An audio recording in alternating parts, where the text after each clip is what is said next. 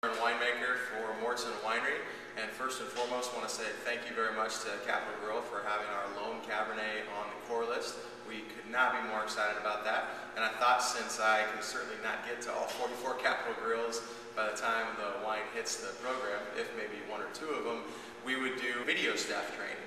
So I'm going to tell you a little bit about myself and my family, and then we'll talk about the wine.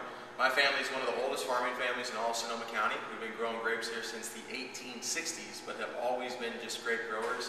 To make a very long story short, my brothers and I spent our childhood more like indentured servants, and we did normal kids, picked a lot of grapes, pulled a lot of leaves, and trust me when I say it was a justification for education. I figured the grass has got to be green on the other side of the fence, so after graduating from college, went to work in winemaking, had a chance to learn from some spectacular winemakers, and started looking around thinking, what in the hell is my family doing? We own 300 acres of some of the best vineyards in Sonoma County. Why are we selling all this fruit to other wineries? So 14 years ago, in 1998, I went to my parents and I convinced them to co-sign a loan for me, and we started making our first ever wines under the Mauritson label. The most important part about that story is by far that we have 300 acres of absolutely amazing, amazing vineyards, and I am a firm believer that wine is made in the vineyard. My job as the winemaker is not to screw it up. You can see we're here in the middle of our winery, and all these tanks and all these barrels, as important as they may be in the winemaking process, at the end of the day, you can't make great wine out of anything less than great grapes. So we like to think of our wines here at Mauritson in the shape of a pyramid.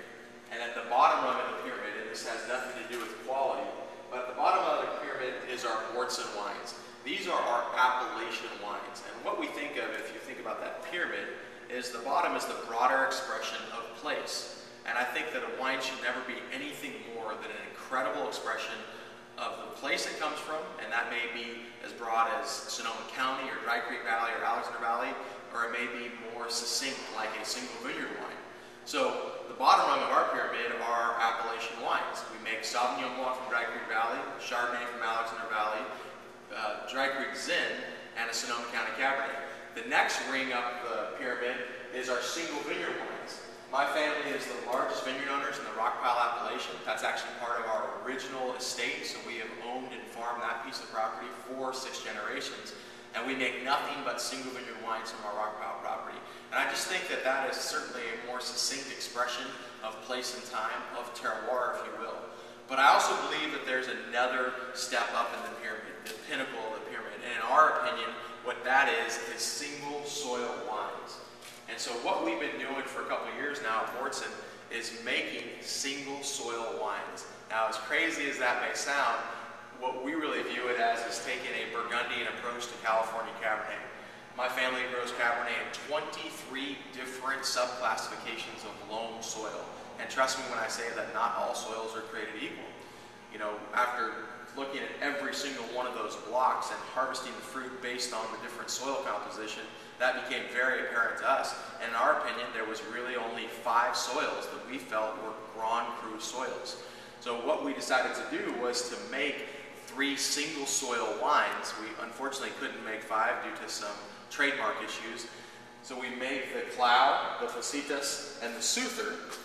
And then we take all 5 of those great soils and blend them together to create the Loam blend. Now remember, loam is a type of soil. In order to be classified as a loam soil, you simply need to be a mixture of sand, silt, and clay. Cloud, Facetas, and Souther are simply sub-classifications of loam soil. These are the names the U.S. Department of Agriculture has given these soils, and which is why we name the wines after them. One of the things that we really strive to do in this project is to isolate the soil variable. So our commitment to you and to all wine consumers is that all 4 of these wines are 100% Cabernet. All 4 of these wines are grown on the exact same rootstock. We use 10114 rootstock. All the wines are the same clone, clone 337. All of the wines are the same pruning method, cordon pruned. We ferment the wines in the exact same fashion. We do open top fermentations, we punch down by hand, and we do natural yeast fermentations. And we use the exact same barrels on all of the wines. So as I said, we have attempted to do everything in our power to isolate the soil variable, because I believe that that is what makes wine what it is everything that you see right here. And even with the naked eye, you can see how dramatically different these soils appear. And sometimes it's more important what's not in a soil as what is in a soil. But You guys can learn as much as you need to learn about soils by going to the Loam website. The website for Loam is loamwines.com. I'm going to talk a little bit more specifically about the Loam Cabernet. Alright, so now we are going to taste the Loam Cabernet.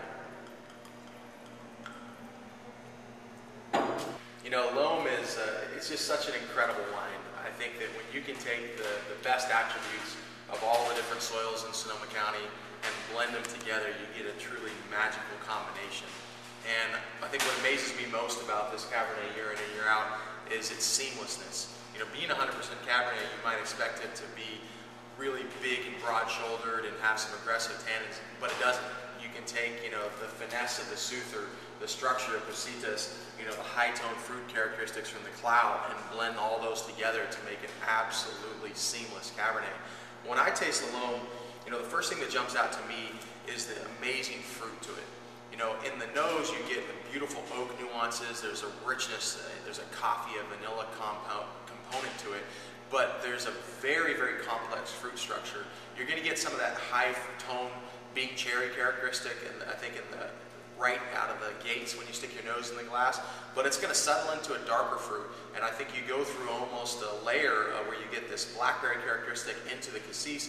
And what's really nice about it is that there's a minerality and a tobacco, you know, those more herbal characteristics of Cabernet, but they're in the background, and they're there to give the wine complexity, but there's nothing overwhelming about this, about those herbal characteristics in the nose. It's really a rich, fruit-forward nose.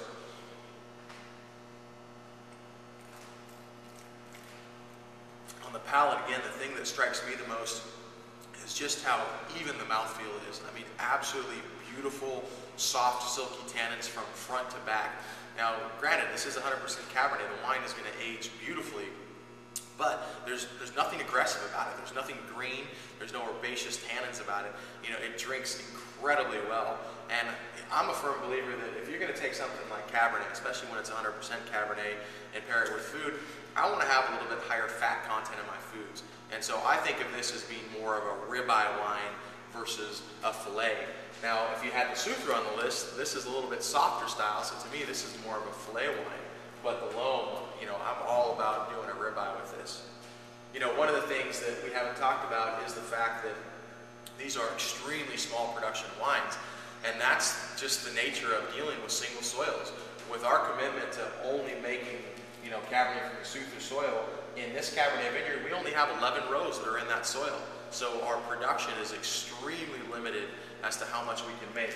So to give you an idea, for the Souther, Positas, and Cloud, we make 100 cases, or 4 barrels each. For the Loam, it's usually between 125 to 175 cases, and that is it. 2007 vintage, we made 150 cases, and I'm sure many of you know that the 2007 vintage was absolutely spectacular in California. Probably one of the best vintages for Cabernet in the last 25 years, and this is certainly no exception. So I just want to close with saying thank you again. Thank you to George Miliotis. We appreciate all your support. We are extremely excited to have our Loam Cabernet on the Capital Grille list. And a quick shout out to Joey in Detroit Capital Grill. You were the first one to ever have Loam on the list. Much appreciate the support. Thank you guys.